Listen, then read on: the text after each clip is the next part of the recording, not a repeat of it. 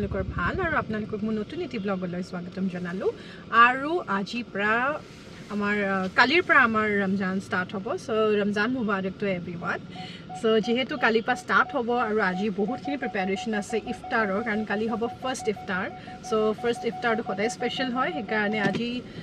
ইভিনিঙৰ পৰাই কিবা কিবি প্ৰিপাৰেশ্যনছ থাকিব দেখাম আৰু আজি ফাৰ্ষ্ট তাৰাবিও হ'ব সো সেয়াই আৰু ৰমজান আৰু আজি যেহেতু ফাৰ্ষ্ট ৰমজান সো চবেই আমি আমাৰ চবৰে ফাষ্টিং চলি আছে আৰু এতিয়া লাহেকৈ মই প্ৰিপেয়াৰ কৰিব যাম ইফতাৰ ফাৰ্ষ্ট ৰমজানৰ ইফতাৰটো বহুত স্পেচিয়েল হয় সো সেইকাৰণে ইফতাৰ এতিয়া লাহেকৈ প্ৰিপেয়াৰ কৰিম আৰু আজি কি বনাই আছোঁ কৈ আছোঁ আজি মই বনাই আছোঁ মাটন হালিম তাৰপিছত চিকেন তন্দুৰী আৰু এটা মই ৰবৰি বনাইছোঁ চুইট ডিছ হিচাপে তাৰপিছত আম্মাই পকৰা চকৰা এনেকুৱা বনাব এণ্ড ফ্ৰুট পাঞ্চ বনাম মই সো যি কৰোঁ দেখাই থাকিম আপোনালোকক সো আহি গ'লোঁ মই ইফতাৰৰ প্ৰিপেৰেশ্যন কৰিবলৈ সো যিহেতু মই আজি হালিম বনাই আছোঁ তাৰে প্ৰিপেৰেশ্যন কৰি আছোঁ সো এতিয়া মই কাটি লৈছোঁ ধনিয়া আৰু পুদিনা এইখিনি দিব লাগিব হালিমটো একচুৱেলি কি হয় ইয়াতে বেলেগ বেলেগ ধৰণৰ গ্ৰেইনছ মিলি পেলাই বনে ঠিক আছে ফৰ এক্সাম্পল মই ইয়াতে ইউজ কৰি আছোঁ ডালিয়া বুটৰ দালি কলা দালি তাৰপিছত মগু দালি আৰু অলপমান ৰহৰ দালি সো গোটেইখিনি মিক্স কৰি পেলাই মই ডালিয়া কি হালিমটো বনাম আৰু যিহেতু হালিমটো ইয়াতে তেল যেতিয়া আমি মানে বইল কৰিম প্ৰেছাৰত তেল তেনেকুৱা নাযায় সো মই বনাই আছোঁ মাটন হালিম আৰু যিহেতু মাটন বনাই আছোঁ মাটনৰ তেলটো নিজৰ ওলাব আৰু এইটো ভালকৈ প্ৰেছাৰ কুক কৰিব লাগিব মই সেইকাৰণে প্ৰচেছটোৱে দেখাই দি আছোঁ সো এতিয়া প্ৰিপেৰেশ্যনখিনি কৰি লওঁ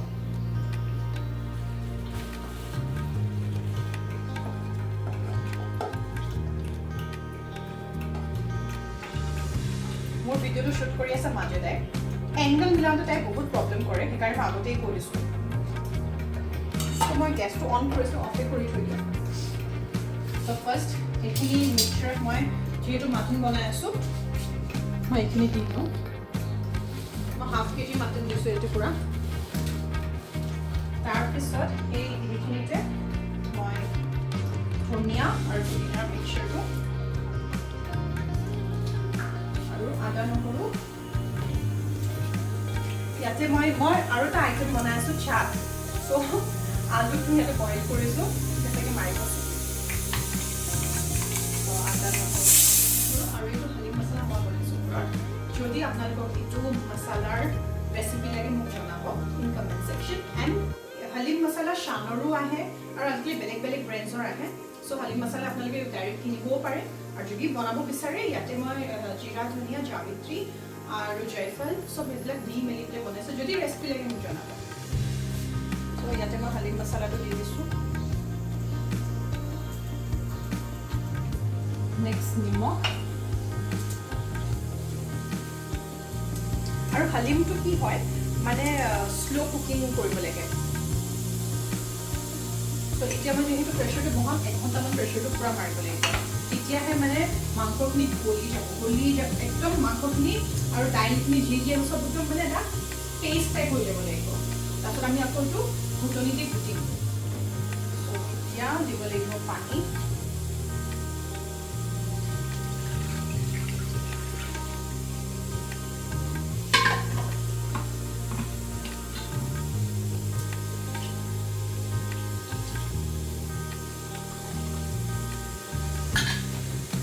as simple as that এতিয়া লগাই দিম প্ৰেছাৰ তাৰপিছত কি কৰিব লাগে আকৌ নকওঁ ত' মই এতিয়া প্ৰেছাৰ উঠাই দিলোঁ মোৰ হালিমটো এইখিনি আৰু মই বনাই আছোঁ ৱাটাৰমেলন এণ্ড পিচ মইটো ত' তৰমুজ পালোঁ সেইকাৰণে ফাৰ্ষ্ট এইটো কাটি লওঁ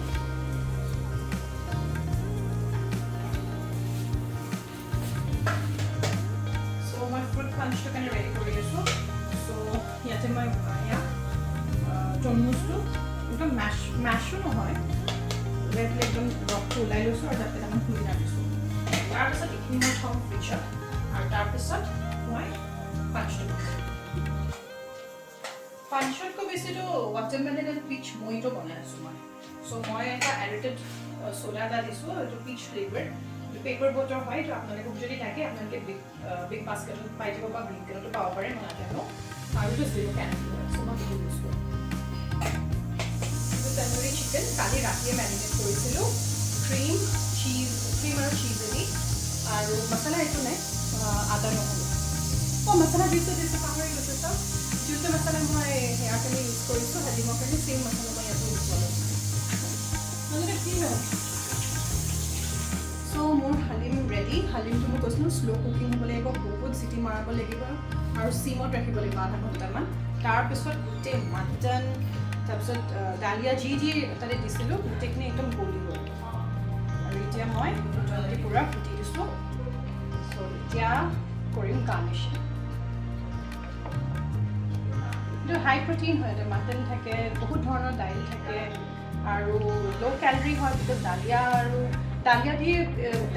দালিত কেলৰিটো বহুত কমেই থাকে সেইকাৰণে ল' কেলৰি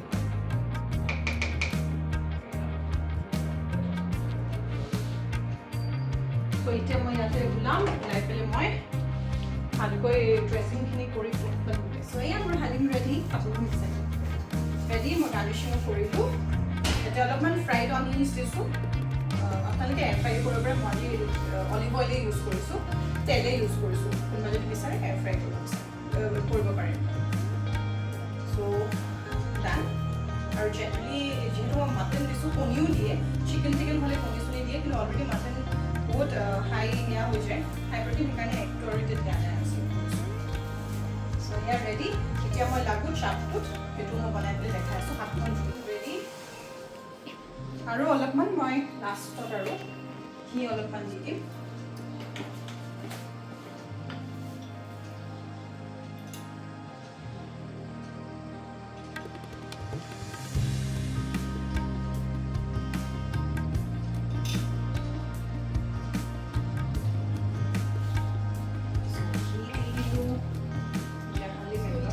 চাপটো চ'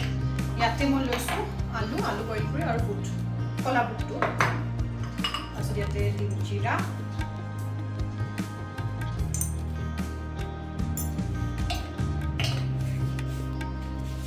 কলা নিমখ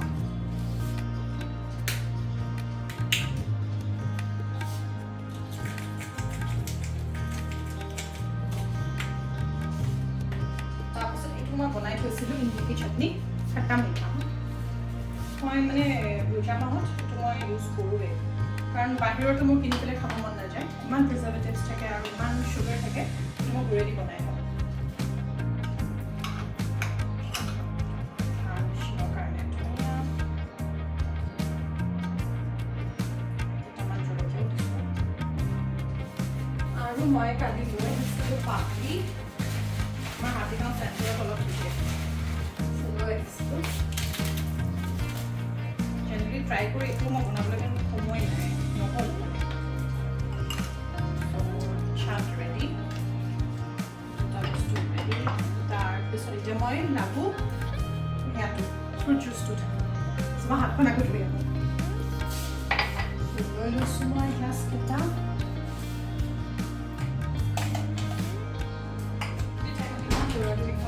আপোনালোকে দুটা অপশ্যন ইউজ কৰিব পাৰে স্প্ৰাইটো কৰিব পাৰে আৰু পেপাৰ বটৰ এইটো জিৰ' চুগাৰ হয় সেইকাৰণে মই এইটো প্ৰেফাৰ কৰোঁ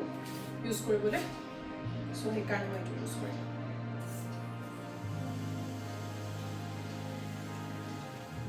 চ' হৈ গ'ল আৰু এতিয়া কি ৰেডি কৰিব আছে চিকেনটো হ'ব আছে একেবাৰে গোটেইখিনি আপোনালোকক টেবুলত দেখাই আছোঁ টেবুলখন লগাওঁ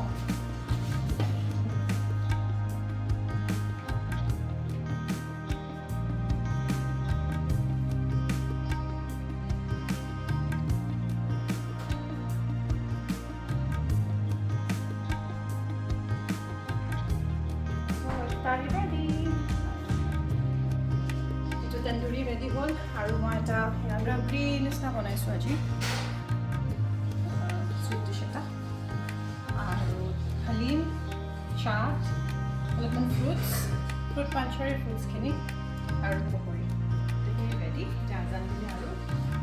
জাষ্ট অৰ্ডাৰ কৰি আহিলোঁ কাৰণ আজানৰ পিছতে নামাজ সেইকাৰণে অৰ্ডাৰটো কৰি ইফতাৰ কৰিব